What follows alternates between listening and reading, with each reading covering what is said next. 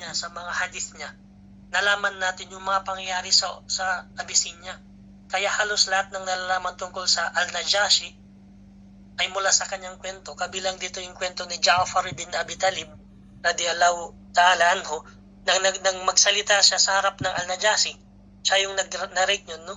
Nariyan din yung kwento tungkol sa dalawang hukbo at kung paano ipinadala si Al-Zubair bin Al-Awwam, radiyallahu anhu, upang lumangoy sa Nile River para alamin kung ano ang nangyari. So marami siyang mga narrations na napaka-importante sa history natin, yung nalaman natin sa ngayon. Imagine nyo po kung gaano kadaming kasaysayan na pangyayari na nakita ni Salama at kung gaano kahalaga yung kanyang hadith hanggang ngayon ay pinag-uusapan natin. Si Salama, yung anak nila, no? Anak ni Salama at Abu Salama ay pinanganak sa Abyssinia. Ipinanganak siya sa komunidad na iyon habang sila ay naka-exile. Kaya habang sila ay naroon sa Abyssinia, ikinuwento nila ang mga nangyari sa maluwalhating kasaysayan ng mga nangyari doon. So, ang point dito, ang family ni Salama yung isa sa mga contributors, no, sa mga nakakita or nakawitness sa pangyayari sa Abyssinia. Pag-usapan natin ngayon, so hindi ko na masyadong habaan yun kasi nga kung i-sign natin, i-specify talaga natin sobrang haba nung talambuhay nila. Pag-usapan natin yung masakit na pagkakahiwalay ng tangkain nilang lumipat sa patungong Medina. So nang bumalik sila sa Makkah, narinig nila na ang Propeta Muhammad sallallahu alaihi wasallam ay malapit nang magsagawa ng hijra patungang Medina. So nung narinig nila malapit na mag-hijra ang Nabi Muhammad, ay bumalik sila sa Medina. No? May mga ilang taong direkta ng hijra from Abyssinia sa Medina diretso na. Pero sila, pinili nilang bumalik sa Makkah para samahan ang Nabi sallallahu alaihi wasallam. Inahanda nila ang kanilang mga bagahe at lahat ng dadalhin sa paglalakbay. Umalis sila bilang isang pamilya. No? So balak nila, nung paalis na sila, tubaan nila, habang magkasamang tatlong ito, may nangyaring maghihiwalay sa kanila. Habang papalabas sila Abu Salama, Salama at ang kanilang anak, dumating ang tribo ng Banu Makhzum. So pinigilan sila. Inarang ang kanilang sasakyan, ang mga dala. Ang mga humarang sa kanila ay may mga kasamang kalalakihan at mga espada. Ang sabi ng pamilya ni Salama, family ni Salama ang pumigil sa kanila. Ang sabi sa kanila ay si Abu Salama ay baliw at maaari na niyang gawin anong gusto niya. So in short, ayaw nilang pasamahin si Salama sa kanyang asawa at sinasabi nilang baliw yan at bahala na, pumunta ka na, bahala ka na. So may hilahan, kaguluhan, in short, walang nagawa si Abu Salama kasi nga marami ang pumigil sa kanila. Isa ito sa mga strategy dati ng mga kalaban ng Islam, yung psychological warfare, which is nangyayari sa ngayon sa atin, no? So, yung separation talaga nangyayari doon. Hinihila nila yung family na mga Muslim, kinukuha nila bilang clan nila. So, in short, nauna na si Abu Salama. Ang problema dito is narinig to ng family ni Abu Salama. So dinala naman ng pamilya ni Salama si Salama at ang bata dinala sa bahay nila, sa tribo nila. Pero nung narinig to ng family ni Abu Salama, hindi pumayag, no?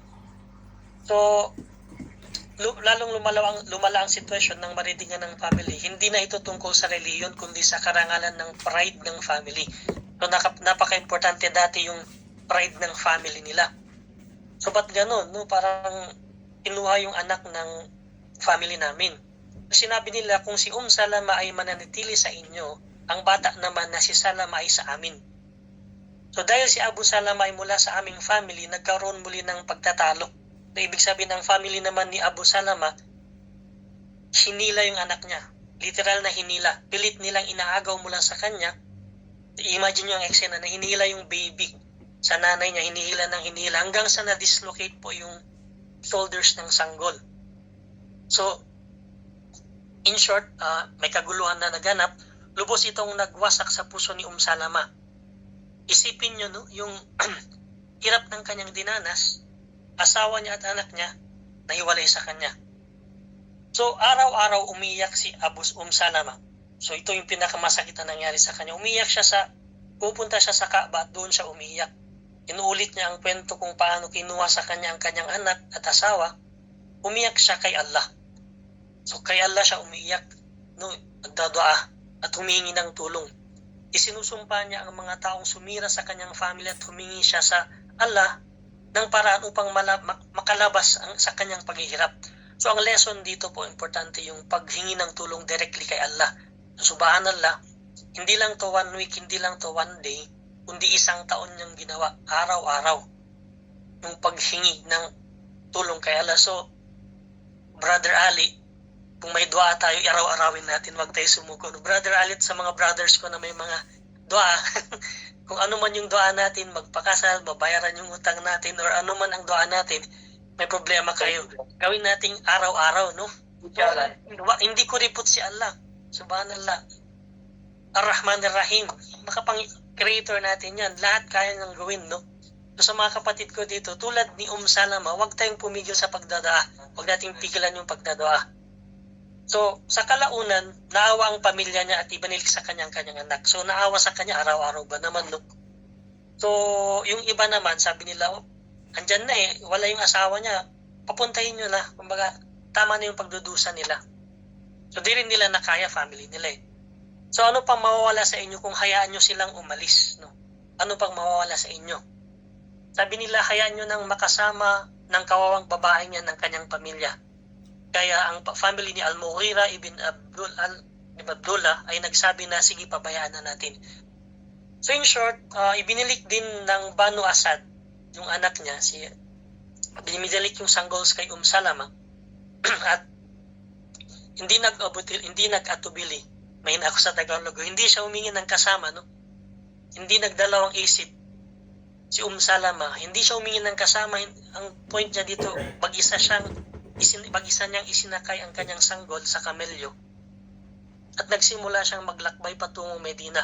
Ang sa isip niya lang dito, gusto niya makasama ang kanyang asawa. Napakapanganib ng sitwasyon na iyon, lalo na sa panahong puno ng galit at panganib. Sa oras na yun, maraming mga raiders, maraming mga magnanakaw, maraming mga, delikado nga, umari siyang maharang at nang tulisan sa daan, maaaring mamatay ang kanyang sanggol sa paglalakbay kasi nga, mag-isa siya. So, importante yung kwento na to kasi makikilala natin dito isa sa mga sahaba, no? Yung transition na to. Hindi ito madaling paglalakbay, ngunit nais lamang niyang makasama ang kanyang asawa at sumama sa Prophet Muhammad sallallahu alaihi wasallam at sa mga kasamahan nito sa Medina, gaya ng kanyang unang plano. So, isinalaysay ni Salam ang pangyayari. Kinuha ko ang aking kamelyo, isinakay ko ang aking sanggol at sa likod nito, at naglakbay ako patungong Medina at walang kasama. Hindi ko inisip ang panganib, paglalakbay, nais ko lamang maibalik ang aking pamilya. Nakarating siya hanggang sa Ta'ni ang milya mula Mecca. Doon niya, may isang lalaki siyang na-meet doon, no, nagngangalang Uthman ibn Talha. Si Uthman ibn Talha, napaka-honored ditong taong to, no? Na-meet niya doon, si Uthman ibn Talha, isang marangal na lalaki, kahit hindi pa siya Muslim. Hindi pa siya Muslim pero sobrang marangal niya, marespeto. Siya rin ay ang tagapangalaga ng custodian susi ng Kaaba. Yung may hawak ng susi or custodian ng Kaaba ay si Uthman ibn Talha. Nung makita niya si Salama at ang kanyang anak, tinanong niya, saan ka pupunta, Salama? Sumagot naman siya, of course, sa Arabic yan. Papunta ako sa Madina upang makasama ang aking asawa. Tinanong ni Uthman, wala ka bang kasama? Sinagot niya, wala akong kasama, maliban kay Allah at ang aking anak, no? So, sinabi ni Uthman, si Uthman bilang gentleman, sabi niya, sa pamamagitan ng Allah, hindi kita pabayaan, no? Maglakway ng mag-isa. Kaya hinawakan niya yung tali ng kamelyo, sinamahan niya sa paglalakbay. Ayon kay Salama, napaka-gentleman ni Uthman, no? Kahit hindi pa siya Muslim, napaka-gentleman niya. So, habang naglalakbay, hindi ko nabasahin mahabo, habang naglalakbay sila, hindi niya tinitignan ng straight si Salama. Habang para may privacy, pag may magpapa-milk siya ng baby niya, lumalayo si Uthman. Si Uthman ay lumalayo, no? Si Uthman ibn Talha yung lumalayo. In short, napaka-gentleman ni Uthman. Lowering the gaze, yung hindi natin nagagawa minsan ngayon is, kahit hindi pa siya Muslim, ganun yung respeto niya sa babae, na hindi niya asawa, hindi niya nilalapitan, hindi niya tinitignan ng diretso, kundi yung camel lang yung hinahawakan niya. Ganun yung paglalakbayin nila hanggang sa umabot sila sa Kuba. Hindi Kuba, Kuba, sa labas ng Medina. Itinuro ni Uthman ang lugar ng pamilya ni Amir bin Auf at sinabi na roon ang iyong asawa. So hindi na siya pumunta sa asawa at in-endorse. No? Hindi siya humingi ng hindi siya humingi ng bayad. Subalit, kung yung malapit na sa bahay, sa Kuba, malapit na sa bahay kung saan naroon ang asawa niya, ay hinayaan niya nang pumunta si Salama. So,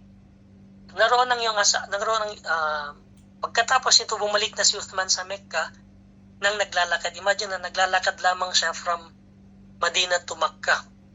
Kahit hindi siya kamag-anak ni Salama at kahit hindi pa siya Muslim noon, ginawa niya ito dahil sa kanyang kabutihang loob at dangal. So, pagkalipas ng ilang taon nang lumipas, tinanggap ni Uthman ibn Talha ang Islam. So, kwento natin about Uthman ibn Talha ng konti. No? Noong conquest ng Mecca at Makkah, sa kanya ang susi ng Kaaba at sinabi na ito ay mananatili sa kanya at sa kanyang inapo. So, ang instruction ng Nabi Muhammad SAW, siya ang key holder ng tawag nito Makkah. Imagine nyo hanggang ngayon ang family niya. If search nyo sa Google, si Sheikh Google, if i-type nyo doon sino ang custodian ng key holder ng Kaaba, siya ay si Sheikh Abdul Wahab bin Zain Ali Al-Abidin Al-Shaibi. Noong 2024, ika-110th successor ng lineage ni Uthman ibn Talha. So ganun siya na honor ng Nabi Muhammad SAW. Siya, ang family niya, ang key holder ng Kaaba. So 510 na po, sige lang. So ito isa-isa to sa mga pangyayari no in between. Sa wakas, nakarating na si Salama sa Kuba at muling nagkita sila ng kanyang asawa na si Abu Salama. Naniraan sila sa Medina kasama ang propeta sallallahu alaihi wasallam at nagkaroon ng anak. Yung pinakamalapit na narration ay 4, no? Yung 4 na mga anak nila ay si si Salama, si Durra, si Umar at si Zainab. Si Zainab sila ay mga naging scholars din ng Islam, no?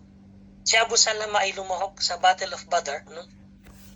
At sa Battle of Uhud, sa dalawang battle ay lumahok ang kanyang asawa. Sa Uhud ay nasugatan si Abu Salama ay nasugatan ng malubha. Hindi siya namatay sa mismong battle pero namatay siya dahil sa sugat, no? Sa sugat niya sa Battle of Uhud. Bago siya namatay, na-share niya ang pinakamagandang dua na narinig niya sa Nabi Muhammad sallallahu alaihi wasallam. Binahagi niya kay Salama ng isang dua mula sa propeta sallallahu alaihi wasallam.